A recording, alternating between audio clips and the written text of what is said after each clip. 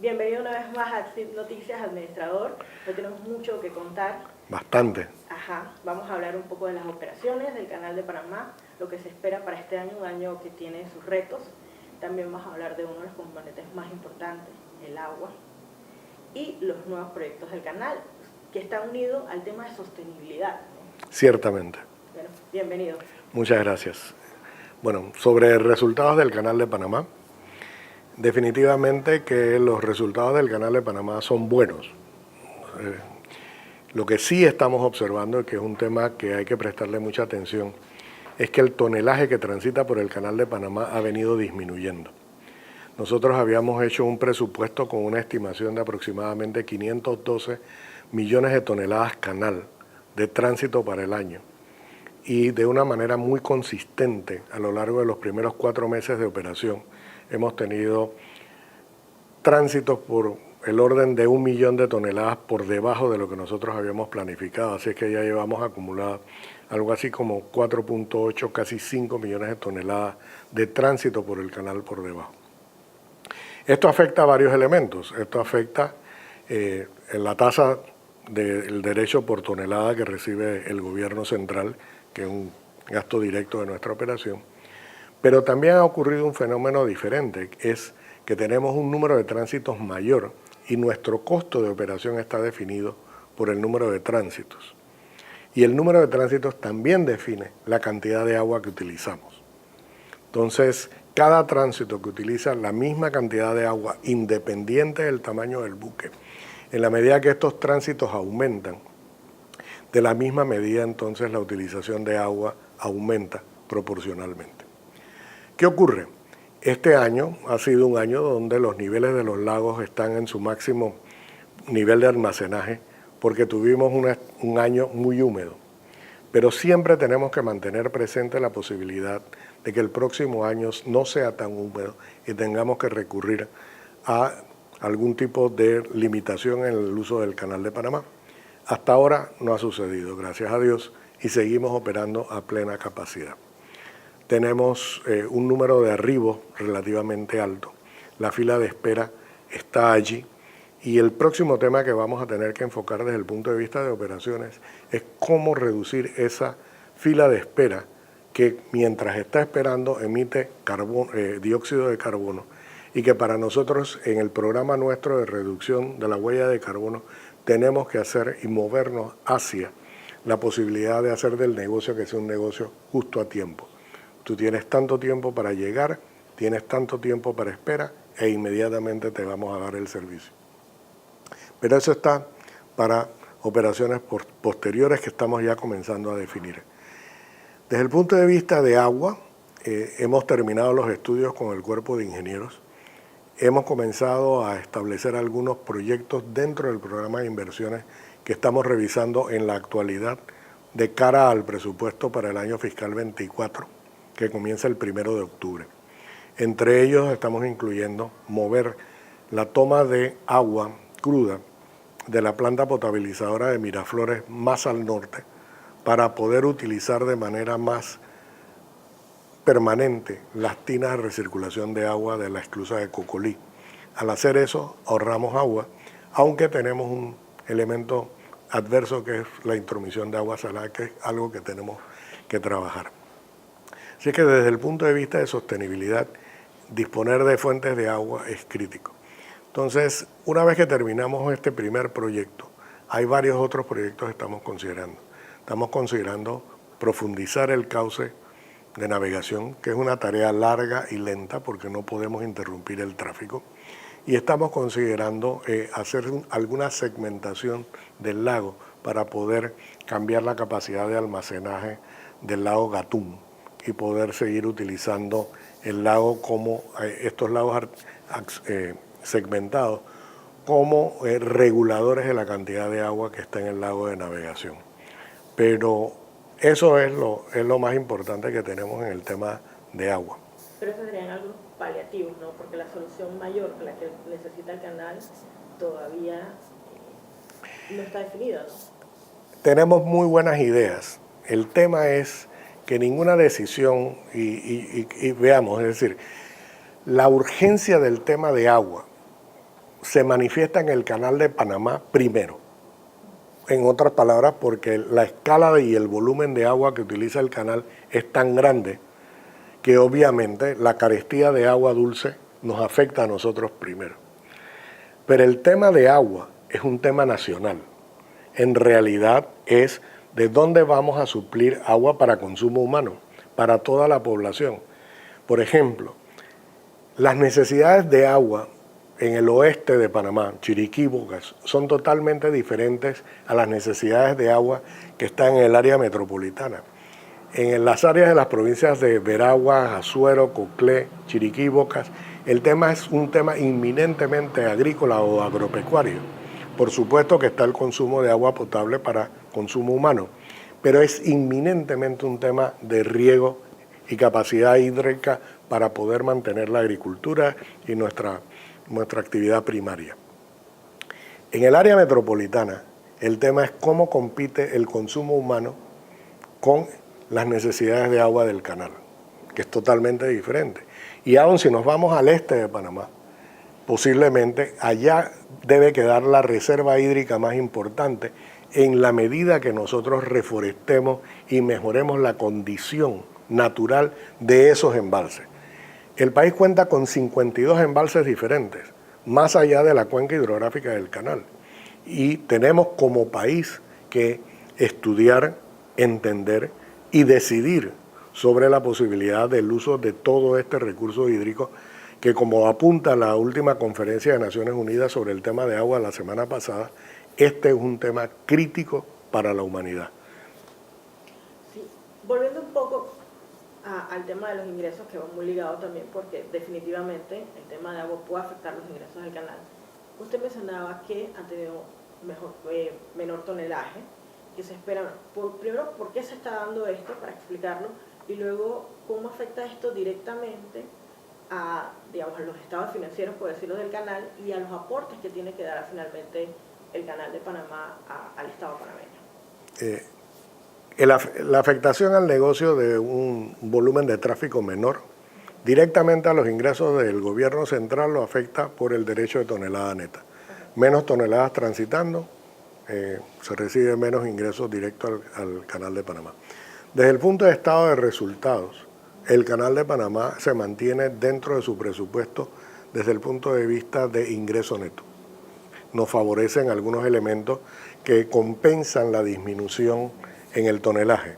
Hemos tenido mayores ingresos en términos de subasta por tráfico, hemos tenido mayores ingresos en nuestra cartera de inversiones de la liquidez de la compañía porque las tasas de interés están subiendo, pero esas tasas de interés que están subiendo también están introduciendo elementos de recesión económica en otras partes del mundo. Así es que esos elementos de recesión económica afectan el volumen de comercio internacional y en consecuencia afectan el volumen de tráfico por el canal de Panamá. La guerra de Ucrania continúa, así es que hemos perdido un volumen importante de tráfico de gas natural licuado que transita por Panamá hacia Asia. Los precios de estos productos han disminuido dramáticamente, así es que ya hemos aparentemente pasado ese cenit de precios que tenía el gas natural licuado y otros derivados de petróleo, y los precios se están estabilizando a niveles que parecieran ser de más largo plazo. Quizá con eso, entonces vuelva a haber un flujo de estos productos de vuelta de Estados Unidos hacia Asia. Definitivamente que en Estados Unidos hubo una acumulación de inventarios importantes ante el riesgo de no saber cómo iba a seguir la manufactura procedente de Asia. Así es que en la medida que estos inventarios se han ido agotando, entonces ha tomado mucho más tiempo poder restituir estos inventarios, y ante la amenaza de que todos los subsidios que se otorgaron con COVID ya no van a estar allí, el poder adquisitivo del principal mercado de consumo, que es Estados Unidos, ha disminuido, y por eso posiblemente el impacto aquí por el canal de Panamá. Pero nosotros seguimos con una visión de largo plazo. Aun si este año, que proyectamos 512 millones de toneladas canal, quedásemos por debajo de los 500 millones de toneladas al final del año, creemos que para el próximo año debemos estar nuevamente por encima de las 500 millones de toneladas, aproximadamente entre 505 y 510, cosa que estamos afinando cuando vamos a presentar el presupuesto. Pero sin duda que los mercados reaccionan a condiciones que están totalmente fuera de nuestro control, y eso es la gestión administrativa del canal, de mantenernos dentro de nuestros niveles de gasto, ejecutando nuestro programa de inversiones es crítico. Ustedes cuando hicieron el ajuste de peaje, manifestaron que iban a tener ciertos ingresos adicionales de allí. ¿Esto está compensando un poco esta baja en tonelaje? Pero al principio no era lo que se esperaba, ¿no? Sino que esto ayudará a aumentar los ingresos. Sí, pero aún si bien el tonelaje ha disminuido, nuestros ingresos están en línea porque efectivamente la nueva estructura de peajes nos va a ayudar a eso. Y eso estaba considerado en lo que estamos haciendo. Lo que hemos encontrado son dos fenómenos muy buenos que sostienen, digamos, la teoría económica.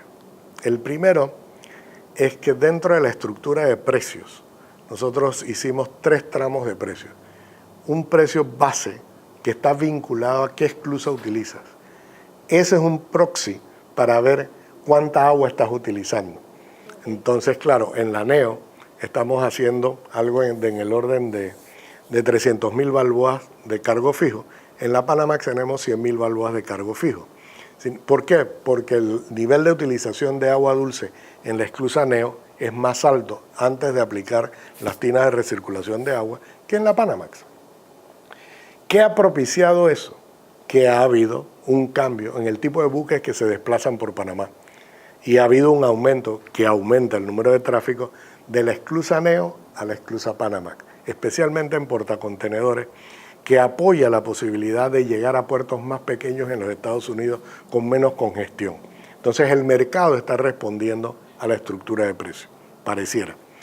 El otro tema, respondiendo como uno quisiera que respondiera. Okay. Entonces sí existe un periodo de atraso en la reacción del mercado, pero el mercado está registrando nuestro esquema de negocio y la importancia del agua dentro de la estructura de precios. Eso es lo primero.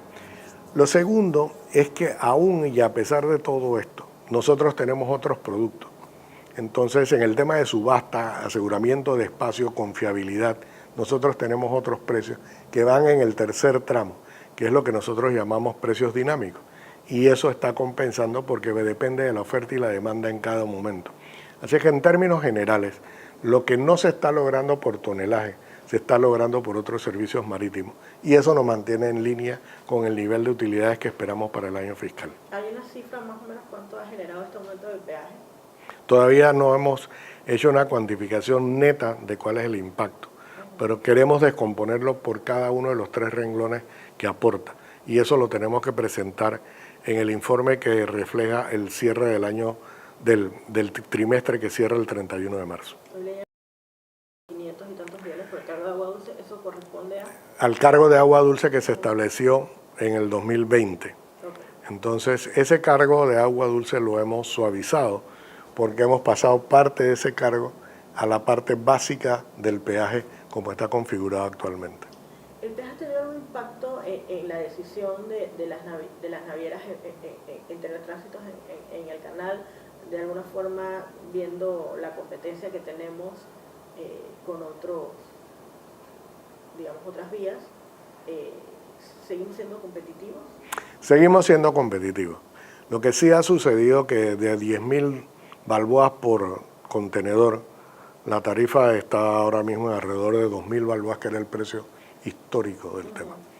Por supuesto que los clientes han planteado que nosotros nos quisimos aprovechar de esa alza excepcional de precios para poder incorporar nuestros precios. Pero a contraprestación de eso, nosotros siempre hemos indicado que agua es el elemento crítico sobre el cual se valoriza la ruta. Eso tiene su peligro, porque si el agua sigue siendo un elemento escaso y queremos mantener el valor del agua en el precio que nosotros cargamos, nos puede sacar de competencia. Y ese es el riesgo y por eso la necesidad de encontrar fuentes de agua. Porque sin agua nosotros no podemos operar. Y por eso es que el tema de agua, si bien es urgente en el caso nuestro, con un poco de atraso, pero con similar urgencia, es un tema nacional. Así que si el país pudo ponerse de acuerdo para la ampliación del Canal de Panamá, eventualmente va a tener que ponerse de acuerdo en cómo vamos a manejar el tema del agua. Y yo creo que eso es importantísimo. Antes de seguir con el tema del agua, que me interesa desarrollar un poco más para terminar el tema de la misma operación, ¿ve algunos retos adicionales a los que ya se tienen? Por ejemplo, el conflicto entre Ucrania y Rusia se mantiene, ¿no? Eso sigue teniendo quizás, no sé si ya ha disminuido la tensión en los efectos o se ha estabilizado, no sé, pero ¿cómo lo ustedes han visto? ¿Qué nuevos retos ustedes pueden ver en el desarrollo de este año, ¿no? Hay dos amenazas por lo menos visibles. La primera es que nosotros mantenemos una vigilia permanente sobre los buques que se ordenan para fabricación. Por ejemplo, el canal y su ampliación, que fue orientada particularmente para el tráfico de buques portacontenedores. Hay un elemento importante de la capacidad de contenedores en el mundo marítimo que está dirigida a buques que no van a pasar por el Canal de Panamá. Eso significa que a la vuelta de 5 años, adicional al Ever Given famoso que operó por el Canal de Suez e interrumpió su tráfico, va a haber buques de una escala mayor a la escala prevista en la ampliación del Canal de Panamá. Y que eso está representando un porcentaje importante de todas las órdenes de fabricación que se están dando en este momento. Entonces nosotros vigilamos eso porque eso es un indicador de avanzada de hacia dónde va el mercado y ya indica la decisión del naviero de hacia dónde va a desplazar su buque. Así que esos buques están diseñados para no transitar el Canal de Panamá. Bien, ese es el primero. Más recientemente, la semana pasada, el gobierno mexicano anuncia que ha llegado a un acuerdo para hacer un gasoducto para mover gas natural licuado y establecer una terminal en el Pacífico mexicano. Lo interesante, tanto en el caso del transbordo de contenedores por Tehuantepec, como este anuncio que hace México, es porque nosotros vamos a evitar el Canal de Panamá. Entonces, uno no puede tomar con ligereza ese tipo de anuncios, porque de la repetición de ese anuncio va a crear una conciencia distinta. Y por eso es que tenemos que salir al paso de dar certeza de que vamos a tener agua para poder asegurar la confiabilidad de la ruta. Las otras rutas no utilizan agua. Entonces están más cerca a los mercados posiblemente de maquilación. Todo lo que se habla de traer parte de la producción asiática más cercano al mercado de consumo final pasa por esos elementos. Y esas son amenazas reales que tiene el Canal de Panamá a mediano plazo. Aquí la palabra clave es agua, porque si no se tiene agua, no podemos ampliar el canal, que según lo que le entiendo es, ya tenemos que estar viendo a una nueva ampliación, porque los buques no van a caber, pero necesitamos primero solucionar el tema del agua, ¿no? Si pudieras hacer una nueva ampliación, la pregunta va a ser, ¿y de dónde proviene el agua? Es decir, el agua representa un elemento limitante a la capacidad de este país hacer valer su ruta. Por el otro lado, también es cierto que Panamá ha sido lo suficientemente inteligente. La posición geográfica, Panamá la ha explotado con múltiples tecnologías. Y nosotros vamos desde el camino de cruces hasta la fibra óptica, pasando por el oleoducto, canal, ferrocarril, lo que quiera. Pero ha sido la adaptación de nuevas tecnologías al uso de la posición geográfica. Y ese va a ser el reto que Panamá va a tener que enfrentar más temprano que tarde. Porque una vez que la decisión del naviero o la disponibilidad del gasoducto estén, eso nos va a quitar negocios o nos va a limitar la capacidad del Canal de Panamá a seguir creciendo. Y una vez que un negocio deja de crecer, generalmente retrocede. Y eso es lo que tenemos que evitar a toda costa. Entonces, de nuevo, necesitamos mirar hacia una futura ampliación teniendo en cuenta que necesitamos agua para esto. tenemos que aumentar la capacidad operativa del canal de alguna manera dentro de las limitaciones que el agua establece. ¿Una ampliación nueva estaría dentro de estas posibilidades? Sí, siempre. Nosotros nunca descartamos ex ante ninguna opción. ¿Y para cuándo estamos viendo esta necesidad de que ya el número de buques que transitan por el canal podría verse afectado por el tema del tamaño? Que era, digamos, un dolor de cabeza que nos quitamos hace un par de años, pensamos nosotros, ¿no? Con la ampliación. Ya eso nos iba a hablar en un rato. Bueno, del 16 que inicia la operación de la esclusa Neo, posiblemente va a tener 16 años de capacidad. Nosotros estamos operando muy cercano a capacidad y tenemos que encontrar formas de mejorar el uso de la ruta panameña para poder asegurarle a nuestros clientes que vamos a estar a tiempo, que los tiempos de espera son más cortos, de que efectivamente entendemos la necesidad del cliente para poder darle un mejor servicio. Si no, va a optar por una ruta diferente. El gas se había convertido en un segmento importante para el canal, que no estaba previsto en la ampliación, pero que ahora sí. Este gasoducto, ¿cuánto nos quitaría de este pastel del mercado? No sabemos si nos quita parte del mercado ya actual o captura parte de la capacidad adicional que está generando Estados Unidos para exportar. Entonces, nosotros estamos siguiendo ese mercado de energéticos con mucho detenimiento. Usted planteó que este tema del agua no es solo un tema del canal, es un tema nacional. Sí.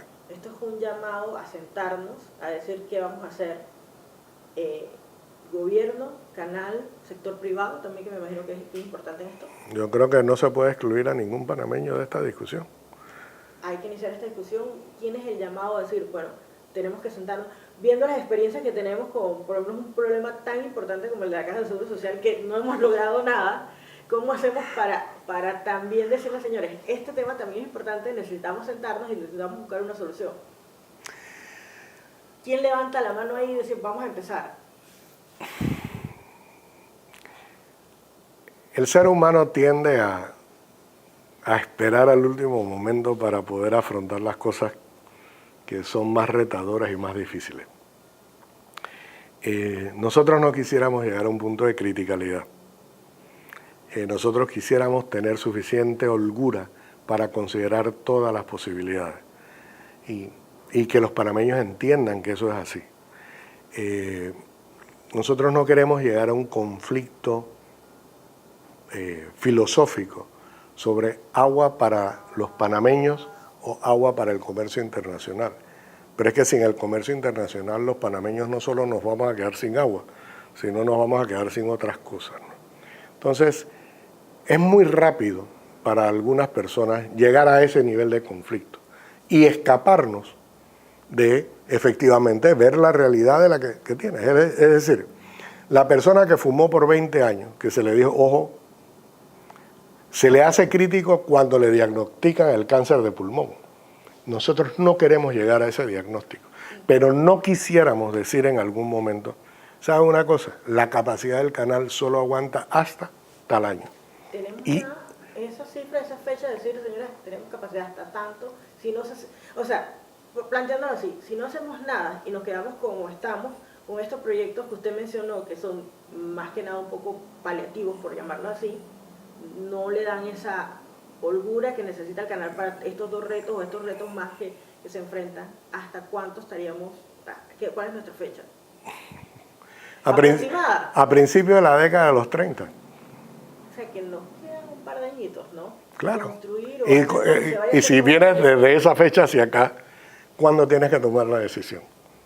Muy pronto. Ciertamente no es la decisión, oye, ya tienes la condición de salud que no te permite seguir. Es cómo vas a prevenir que esa condición no llegue. Y esa es la discusión que el país va a tener que enfrentar y debe ser parte de la discusión sobre la cual nosotros tomemos una decisión. O sea, ya debemos empezar a hablar de esto. Yo creo que desde el año 2020, con la sequía del 19-20, que manifestó claramente que la tendencia está, que la volatilidad está, que aún con el cargo por agua dulce no se corrige tan dramáticamente la demanda. El impacto del cargo por agua dulce lo estamos comenzando a ver ahora en la nueva asignación de flota y buques. Pero el mundo sigue caminando, el mundo va a tomar una decisión con Panamá, sin Panamá o a pesar de Panamá. Entonces, cuando ese punto llega, lo que estamos diciendo es, señores, va a llegar un momento donde aquí vamos a entrar en una situación un tanto más crítica. Y no es que no exista conocimiento o tecnología, muchos de los problemas que nosotros enfrentamos se han resuelto en otras partes. La tecnología existe, la capacidad existe. Nosotros acabamos de regresar de la Conferencia de Naciones Unidas del Agua. Y le pongo otro ejemplo. Tome el río Nilo. El río Nilo nace en Uganda, en las cataratas de la Reina Victoria. Pasa por 14 países diferentes, culturas, necesidades distintas, y termina en Egipto. Termina en Asuán, la presa. Ponerse de acuerdo 14 países por el mismo recurso hídrico es un problema mayor. Alemania tiene el Rin, que está sufriendo disminuciones de volumen de agua. Eso afecta todo su comercio interno europeo. Es el Rin y el Danubio. El río Mississippi el año pasado presentó sequía que afectó la capacidad de Estados Unidos de poder exportar granos desde Nueva Orleans. Esas son señales claras que se están dando. Panamá, con mucha creatividad todavía, ha resuelto el tema del agua. Pero las opciones se agotan a medida que vas utilizando una y otra y otra. Entonces, el tema de la discusión de agua, sí. Hay personas que consideran que ese es el único tema que se habla aquí en el canal. Es que sin agua nosotros no podemos operar. Entonces, y este es un recurso que demanda la atención porque es un recurso que tienes que valorizarlo, tienes que respetarlo y tampoco le podemos pedir a una sociedad que no tiene agua que ahorre agua. La primera responsabilidad que tenemos como país es que todos los panameños tengan agua. Y comencemos por ahí. Todos los panameños tengan agua. A un costo razonable, todos los panameños tengan agua. Es lo primero. Cuando nosotros podemos enfrentar ese reto y decir cómo lo vamos a hacer de una manera económicamente eficiente, deja ciertos grados de libertad para que el canal diga, nosotros vamos a hacer este pedazo. Pero la prioridad es todos los panameños deben tener agua. Entonces, todos estos proyectos que se habían hablado al inicio de su gestión, de salinización, de otros, están, digamos que, están hasta que nos sentemos todos a solucionar. No, nosotros vamos a seguir. Nosotros tenemos una responsabilidad constitucional de hacer de este canal una empresa sostenible. Y esa sostenibilidad significa que nosotros tenemos que mantener la operación abierta. Si en algún momento el canal no estuviera disponible para el comercio internacional, introduce un nivel de incertidumbre al cliente cuya decisión va a ser, yo voy a comprar la póliza de seguro, voy a hacer un barco más grande que no pase por ahí. Y entonces, ¿hasta qué punto pueden ustedes continuar solos sin el resto de los componentes de este problema, que es una década? Hasta allí pueden llegar ustedes. A la capacidad que tenemos ahora. Y en esos proyectos ya hay una decisión, ¿cómo se va a manejar, cuándo se van a tener? El primero va a estar en el presupuesto del año fiscal 24. Y hay dos más. ¿Lo recuerdan? Sí, ese es el proyecto de mover la toma de agua de la planta potabilizadora de Miraflores. Ese es uno. Ya vamos a comenzar a hacer especificaciones para dragar mejor el cauce de navegación. Eso nos da un almacenaje en la parte baja del cauce. Y vamos a comenzar a ver algunos temas inclusive de desalinización, de ser posible, o de reducción de intromisión de agua salada dentro del cauce de navegación. Entonces, esos son los que nosotros podemos hacer en los terrenos que son propiedad del Canal de Panamá. Okay. Pero las otras soluciones están fuera del área del Canal de Panamá. Y esas tenemos que consultarlas, esas tenemos que discutirlas. Ahora sí, en los temas de nuevos negocios, que también pueden ayudar a diversificar un poco también al Canal de Panamá. Ya la Corte finalmente habló, ya les dio como luz verde a ustedes de poder hacer otro tipo de de proyectos, pero que son relacionados de alguna forma al canal. Dentro de estos, ¿cuáles son los más viables que ustedes están analizando para ver si hay alguno que se va a retomar, de los que se tenían, si hay nuevos? Mira, hay en el 2016-17, adicional al puerto de Corozal, el Canal de Panamá tenía una cartera de conceptos que iba a llevar al mercado. Evidentemente que las condiciones económicas del mundo han cambiado dramáticamente desde ese momento a la fecha. Una vez que la Corte Suprema falló y su fallo dice que el Canal de Panamá puede considerar otras actividades, nosotros hemos comenzado a hablar con potenciales clientes en diversos tipos de proyectos para aumentar la capacidad, para poder dar mayor flexibilidad de tráfico a los buques, el trasiego de contenedores, la posibilidad de inclusive agregar una carretera desde el puente Atlántico por la ribera oeste. Ese tipo de cosas siguen estando a nivel conceptual. ¿Dónde está la prueba?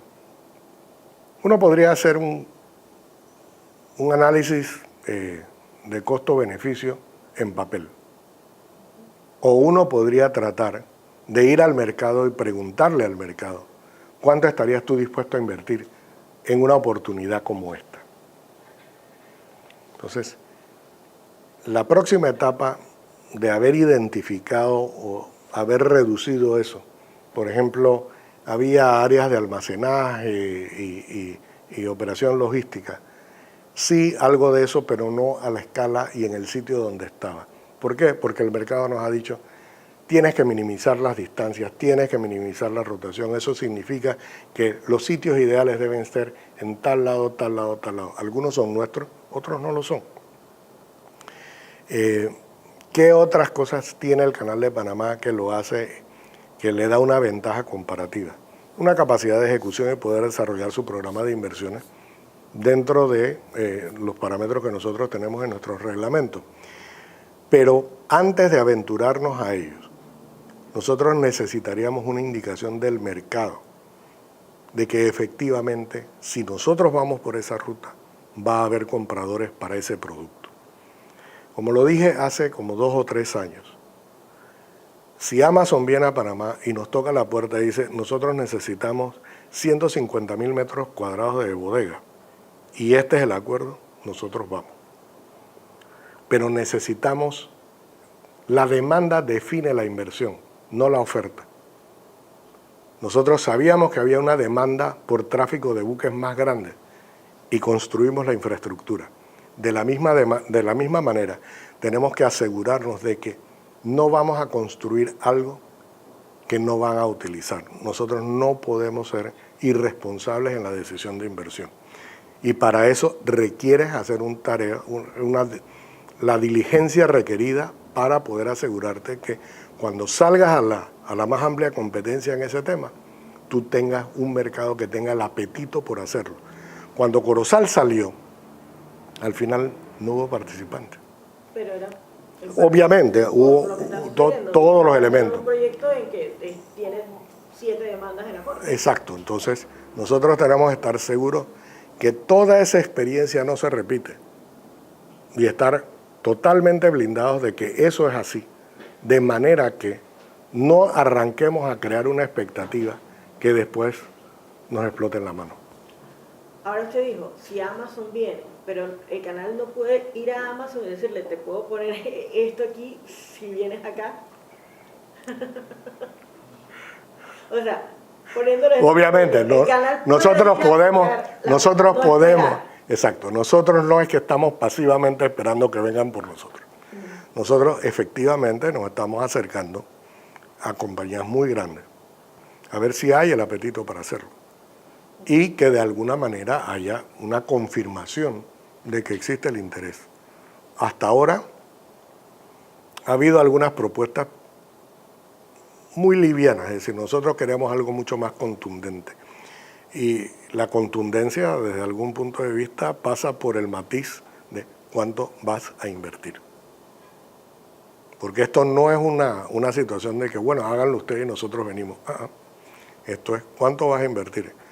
Porque esos son mercados totalmente diferentes y donde hay una asimetría, donde ellos tienen un conocimiento mayor del mercado que nosotros. Entonces, tenemos que ver cuáles son nuestras limitaciones. Nosotros tenemos la posición, los activos, la estructura, pero ellos tienen el cliente, el mercado final. Entonces, ese balance es importante. Y por el lado del gas, tener una terminal de gas, que se había hablado, creo que AES ahí sí se ha estado como tocando la puerta, como ver qué se pueden hacer.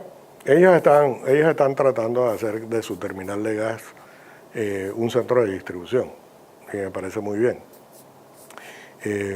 Nosotros creemos que eso le agrega valor a la ruta, y en la medida que le agrega valor a la ruta, nosotros también nos beneficiamos. Una vez más, no se circunscribe solamente a lo que el canal puede hacer, es un reto a la capacidad y a la voluntad de los panameños de poder ir al próximo nivel. Entonces, en este mercado donde lamentablemente mucha gente está pasivamente esperando de que se resuelva, nosotros estamos trabajando para resolvernos. Viendo el tema también de lo que puede hacer el canal, sé que no les compete solamente a ustedes, pero cuando se habló mucho del nearshoring, venía usted incluso hablándolo antes de llegar de moda, pasa la pandemia, todo lo que está pasando, y yo no sé si, a lo mejor yo no me he dado cuenta, pero veo muchas noticias, todo lo que ha aprovechado México, Costa Rica también. No me queda claro qué tanto nosotros lo hemos aprovechado, porque éramos los llamados a tener todas las posibilidades aquí de beneficiarnos con el nearshoring, ¿no? No sé qué tanto ha llegado y qué tanto ustedes pueden hacer desde el Canal de Panamá para propiciar aún más esto. El país enfrenta varios retos en ese sentido. Uno, disponer de capital humano, de personas con entrenamiento, disciplina para poder hacer estos tipos de... Estás compitiendo globalmente, no estás compitiendo con el vecino aquí de la tienda de al lado, estás compitiendo globalmente. Y esos estándares de producción son altos. Y aquellos países que pueden demostrar que pueden hacerlo, o que tienen una ventaja por la proximidad al mercado, que es el caso de México, le sacan partido a esa ventaja que tienen de estar más cerca del mercado final. Ciertamente. ¿Qué puede hacer Panamá en ese sentido? Indudablemente que los productos que nosotros podemos manejar tienen que ser de una tecnología básica, no puede ser vamos a armar computadoras, celulares, alta tecnología. Tiene que ser algo mucho más básico. Los países crecen de temas que tienen una tecnología relativamente sencilla a temas más sofisticados en materia de tecnología. Y así va creciendo el conocimiento de la gente y la gente le permite llegar más lejos. Eso es lo primero. Lo segundo, también hay otros elementos intangibles, es decir, ¿cuáles son los otros costos indirectos que te impone el país? Costo de disponibilidad de electricidad. No solamente la disponibilidad, la confiabilidad, la calidad. No puedes tener fluctuaciones de voltaje importantes porque los equipos no funcionan en eso. Entonces, ahí con eso estás eliminando segmentos que requieren alta tecnología y alta confiabilidad. Entonces, ¿a qué universo nos podemos referir nosotros? Básicamente a mucho de lo que es reempaque, remanufactura. Hay compañías que se han establecido en Panamá haciendo eso para mercados de distribución en América Latina. La otra desventaja, distancia. México está cerca del mercado de consumo. Nosotros estamos cerca de Sudamérica. De todas las subregiones del mundo, la de menor crecimiento es América Latina. Entonces el entorno alrededor nuestro no encuentra en nuestro mercado natural la demanda necesaria para hacerlo. Y si la hubiera, hay economías como Colombia que tienen una fuerza laboral mucho más dedicada a hacer este tipo de trabajo, que es mucho más industrial y menos comercial, y nos llevan un poco de ventaja. Y la otra parte es, si enfocamos hacia Estados Unidos, la distancia no trabaja a favor nuestro. O es una desventaja parcial. ¿Podrías traer carga marítima que puedas convertir para distribuir aérea? Lo hemos conversado. Algo de eso hay empresas aquí en Panamá que lo están haciendo. ¿Tiene el canal espacio en ese universo? Muy poco, porque ellos controlan y tienen y conocen mejor esa actividad. ¿En cuáles otras actividades podemos trabajarlo? Nosotros no queremos ser simplemente el dueño inmobiliario de la propiedad y recibir una renta. Nosotros queremos participar del negocio y aprovechar la posición geográfica para sacarle ganancia. Entonces, quizás es una aspiración muy alta, quizás vamos a tener que revisar nuestras aspiraciones, pero nosotros estamos apuntando a sacar el máximo provecho de la posición geográfica en aquellas actividades donde creemos que el país tiene una oportunidad distinta al resto de la región. Y creo que hay 6 o 7 iniciativas que en su momento nosotros podríamos anunciar cuando tengamos cierto... ¿Alguna que podría o dar unas pistas de cuáles podrían ser estas? Fíjate, una que para nosotros tiene mucho valor social. Nosotros en la cuenca hidrográfica del canal hemos, a lo largo de 10, 12 años, trabajado con los moradores y ellos ya son productores de café. El tema de cambio climático y emisiones de carbono te lleva a la consideración de biocombustible. Biocombustible es algo que requiere agricultura como materia prima. Encadenar al productor agrícola a la corriente de comercio internacional que representa darle biocombustible al canal para que haga sus operaciones, es una forma de hacerlo bien. ¿Qué se necesita en ese caso? Traer el conocimiento de agricultura, saber cuáles son las especies, educar a las personas y hacerlos partícipes para que ellos hagan, utilizando el modelo que tenemos de estas 3.000 familias en la cuenca, llevarlo y multiplicarlo por 5 para poder producir un producto que le permite a Panamá tomar una posición en este tema de cambio climático. ¿Puedes poner una refinería para poder hacer biocombustibles en Panamá? Posiblemente, pero va a depender de que la cadena entera esté aquí. Eso significa que tú tienes que venir al campo, educar a las personas. Eso no es tecnología de fabricación de celulares, es una tecnología mucho más básica dentro de las capacidades que nosotros tenemos y dentro de los activos que nosotros tenemos, de cultivos que no sean intensivos en consumo de agua, para poder producir esa materia prima que puedes refinar para hacerlo un biocombustible. Para nosotros ese es un tema importante y como puedes ver, parte de la licitación que nosotros tenemos para remolcadores incluye que el motor puede operar con biocombustible. Si llegamos a lograr el biocombustible, pero que no sea el remolcador la barrera que nos impida aprovecharlo. Entonces, eso nos ayuda inclusive a bajar nuestra propia huella de carbono, que es una meta que tenemos para el 2030. Entonces, ahí hay un ejemplo de algo que se puede hacer, que tiene integralidad y que arropa aparte de los panameños para incluirlos como productores del canal. Antes de ir a lo de la huella de carbono y a todos los proyectos que tienen por ahí rapidito, estamos hablando de la cercanía, pero aquí tenemos un problema. El eje está concentrado Colón-Panamá. Sin embargo, estamos muy distantes de lo que está pasando en el occidente, en el oriente, y esta integración que necesita la salida al mar de los productos no la hemos logrado. No. Podemos hacer algo para aprovechar. Tenemos el canal que nos pone en una posición geográfica muy buena, que estamos hablando del comercio internacional, pasa por aquí, pero nuestro eje, nuestro comercio, digamos, interno, no lo estamos aprovechando. Depende de qué quieras exportar. Hagamos la aritmética. ¿Cuánto cuesta mover un contenedor de Savannah, Georgia, un puerto de destino que pasa por el canal de Panamá, al centro de distribución en Chicago? ¿Y cuánto cuesta mover un contenedor de una terminal en el Pacífico a una terminal en el Atlántico? Es decir, nosotros mismos queremos mantener este mercado chico. Por eso habla de salida al mar, o sea, hacerlo vía claro, marítimo. Pero entonces en aquellas oportunidades sí existe la posibilidad de hacerlo mejor. Ya los contenedores están aquí, ya puedes cargar la mercancía aquí. Necesitas hacer la producción, hacer el control de calidad, asegurarte de que el producto tenga calidad exportable y si eres exitoso, puedas enfrentar el volumen que te van a pedir. Los caficultores de tierras altas lo hicieron y tienen un producto altamente exquisito que es de boutique. Y ellos han hecho un paso impresionante. Ese es un ejemplo de algo que se puede hacer.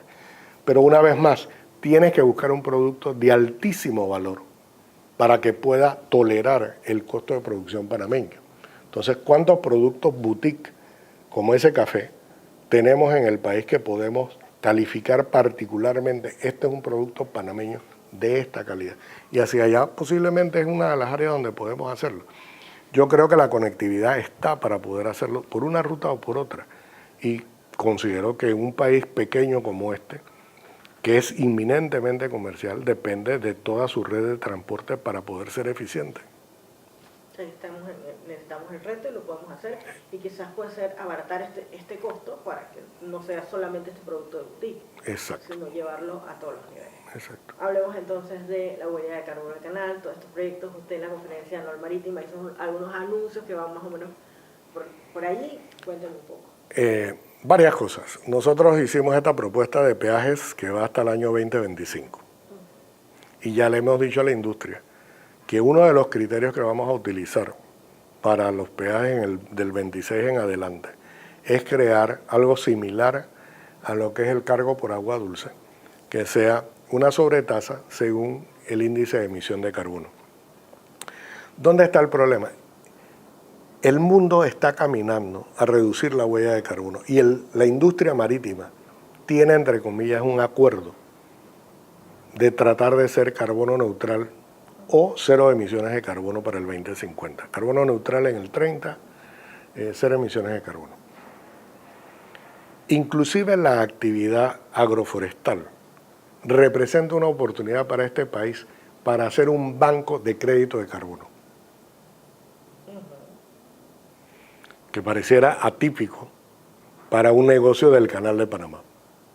Ahí tenemos otro negocio que nos permite acercarnos a la población para que ellos puedan producir un producto que tiene valor internacional. Bien, el canal no va a tratar de escudarse en el crédito de carbono como una tarea para reducir su huella. Nosotros vamos a usar toda la tecnología disponible para reducir al mínimo la huella de carbono. Y la parte que no pueda ser reducida razonablemente, podemos invocar el crédito de carbono. Pero la tarea y el compromiso es reducir la huella. Entonces, ¿qué hace eso? ¿Dónde están nuestras emisiones de carbono más importantes? En nuestras plantas de generación eléctrica, que son térmicas, cuando se despachan. En el equipo flotante que utiliza el Canal de Panamá, que utiliza combustibles fósiles. Y por tercero, que es la más chica, es la parte del parque automotriz. El parque automotriz tienes que verlo como movilidad eléctrica. Eso es un tema. Lo que ya estamos planteando con los remolcadores es qué otro combustible puedo utilizar. Y utilizar una máquina que tenga la flexibilidad para poder moverse de un combustible a otro. Eso reduce la huella de carbono. Así que si efectivamente nosotros podemos trabajar en la cuenca hidrográfica, en propiedades del canal, para poder asegurar que la materia prima esté, y en otras partes del país, para que esa materia prima pueda ser refinada y convertirse en un biocombustible sin huella de carbono o mínima huella de carbono, Panamá hace un hito en un mercado que también es nicho, es también una boutique. Entonces, desde ese punto de vista nosotros lo estamos viendo. Y para nosotros el resto de neutralidad de carbono es una oportunidad de negocio importantísima, porque el canal tiene la capacidad de poder transferir el costo de proteger al ambiente a su cliente. Y el cliente sabe que lo necesita porque el consumidor final cada vez más está dispuesto a pagar por proteger el ambiente. Entonces, y ya no va a ser una opción. Poco a poco va a dejar de ser una opción. Ya no es la comida orgánica, no, va a tener que ser así. Entonces yo creo que esa es la visión de largo plazo del canal. Entonces en esos elementos creemos que nosotros podemos tener una oportunidad única. Cuéntame un poquito más detalladamente cómo funcionaría el tema del peaje. El tema del peaje, vamos a suponer que, y ahí hay una discusión, es decir, ¿cómo certificamos la huella de carbono del buque? Supongamos que hay una calificación de 1 al 5. Entonces, 10% de recargo si eres 1, 50% de recargo si eres 5. Esa es una regla de 3 rapidita, haciéndolo rápido. ¿Qué es lo que le dice al naviero? Dime tú qué barco vas a traer, pero ya tú sabes qué precio vas a pagar dependiendo de cuánta emisión de carbono. Tú me traes un buque viejo con máquina de diésel pesado, o vas a transitar con diésel sin azufre, posiblemente en 3.5. Ahí vas a tener, como lo viste en el cargo por agua dulce, este es el nivel del lago, esta es la sobretasa. Algún elemento parecido a eso. Lo que pasa es que la unidad de medida no está unificada en el mercado. Y nosotros no quisiéramos establecer esa unidad de medida como algo del Canal de Panamá, sino adoptar algo que la industria acepte. Entonces estamos haciendo varios ejercicios en ese sentido.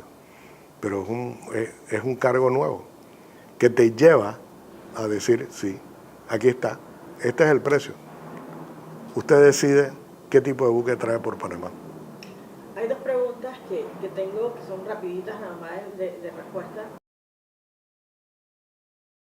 Las 500 hectáreas que se le está comprando al gobierno, un poco causó ruido, ¿por qué se está haciendo esto? ¿Hay alguna explicación? Sí. El tema, dos problemas. El Canal de Panamá solo puede hacer inversiones en activos que son propiedad del canal. Okay. Entonces, si vas a hacer una inversión en reforestación, vas a hacer una inversión en ayudar a plantar árboles para hacer materia prima de biocombustible, si tienes que hacer una inversión para que por lo menos tengamos autoridad sobre ciertas parcelas para que no se invadan, para poder asegurar que los caudales se mantienen, que se respete la cuenca hídrica. Porque sí, tenemos responsabilidad de la cuenca, pero no tenemos mandato de ejecución en la cuenca. Somos uno entre varias entidades del Estado. Y mientras nos ponemos de acuerdo, la devastación sigue. Y comparemos las dos riberas. Uno ve la ribera este del canal, con todo el desarrollo urbano que llega prácticamente hasta el cauce. Y todavía tenemos la ribera oeste del canal, que tiene espacios donde todavía se puede hacer mucha protección a la cuenca hidrográfica. Recordemos, la cuenca hidrográfica no es propiedad del canal. La cuenca hidrográfica es un área que se nos ha asignado para que nosotros dictemos las políticas que se van a aplicar ahí. Pero somos uno entre varios. Necesitamos tener más control. Se veía más desde el punto de vista como si el gobierno necesitara una inyección por parte del canal de liquidez por la situación que se estaba dando, más que por una necesidad del canal de tener estas tierras. Siempre el gobierno va a tener necesidad de liquidez. Y no es que el Canal de Panamá estuviera planteando un salvavidas. El salvavidas es para el Canal de Panamá. Nosotros necesitamos proteger los caudales. Nosotros necesitamos crear un área de protección para asegurarnos que todos veamos desde la ventana del apartamento el tráfico del canal. Si eso ocurre, no va a haber agua. Entonces regresamos de vuelta al problema del agua. ¿Cómo hacemos para proteger las fuentes de agua que vierten hacia el cauce del canal? Si lo tratamos de hacer con los permisos de compatibilidad, con algún tipo de restricción, o lo hacemos directamente, vamos a comprar estas parcelas para poder asegurarnos que por lo menos es nuestra, tenemos control y podemos ejercer la autoridad de ser propietario. Entonces, esa es la filosofía que hay detrás de todo este asunto. ¿Que va a haber comentarios de otra índole? Seguro que los va a haber. Y si no lo hacemos, va a haber la crítica de por qué no lo hicimos. Entonces, yo entiendo el tema y la suspicacia que eso despierta. Pero veamos otro ángulo, ¿no? Si yo se lo compro a un particular, el comentario, ahí hay una componenda. Por lo menos el precio del gobierno es un precio conocido, establecido. Podemos estar o no estar de acuerdo y al final no comprar. Pero hay un procedimiento claro. No hay un individuo detrás que tiene una comisión generada en el proceso. Es relativamente más transparente. Y hay un último elemento que es importante. El Canal de Panamá es parte del Estado panameño, pero no es parte del gobierno de Panamá. Así es que cuando nosotros nos acercamos a comprar un activo del gobierno, lo hacemos como si fuéramos un particular. Y si alguien viene y pone un precio más alto, perdimos. Pero eso valida el hecho de que hay una separación entre el gobierno central y nosotros. Hay intereses y hay arbitrajes que aspirarían a demostrar que nosotros somos parte del gobierno y utilizar eso como un mecanismo para hacer valer sus reclamos. Entonces, parte de la idea de mantener esa separación entre una cosa y otra es seguir los procedimientos como si fuéramos un ciudadano común haciendo una transacción con el gobierno, en el interés de proteger fuentes de agua, tener activos sobre los cuales hacer más desarrollo y poder llevar más capacidad en más de 3.000 familias y poder escalar eso para que sean beneficiarios del Canal de Panamá de forma directa. La otra pregunta era relacionada, hemos visto una serie de incidentes últimamente al canal bastante seguidos, los incendios, los buques, esta situación. La percepción es que han aumentado. Sí, sí han aumentado. ¿Y a qué se debe esto? Hay múltiples razones. Experiencia en la operación, renovación del personal, sistemas que en procesos de falla no fueron probados correctamente. Lo que estamos tratando de hacer ahora mismo es ver cuál es la causa raíz que produce muchos de estos incidentes tomados individualmente. Es decir, qué pasó con los remolcadores, qué pasó en la operación, en la aproximación de Agua Clara, qué está sucediendo en algunos de los incendios, qué cosas estaban documentadas y no estaban documentadas, por qué no se hizo o no tenía sistemas de advertencia de incendio en ciertas áreas que siempre se consideraron que debieron quedar así. Y eso demanda una revisión de la planta y equipo mucho más profunda que el habitual mantenimiento que hace el canal. El canal mantiene para garantizar el funcionamiento. La próxima etapa en ese sentido es el canal mantiene para prevenir eventos. Y eso es un cambio de paradigma que la organización tiene que adoptar. ¿Cuánto le ha costado esto al canal, estos incidentes? ¿Perdón? ¿Cuánto les ha costado estos incidentes al canal? Lo importante ha sido que no ha tenido fatalidades. Eso es lo más importante. Entonces, partiendo de ese hecho, es importante, pero también un poco ha tenido un costo alto en la operación, algunos de los incidentes. Los costos no son relativamente altos, ¿no? Hay que hacer mantenimiento, hay que reparar las lanchas, sí, varios millones de balboas que tienes que hacer en eso.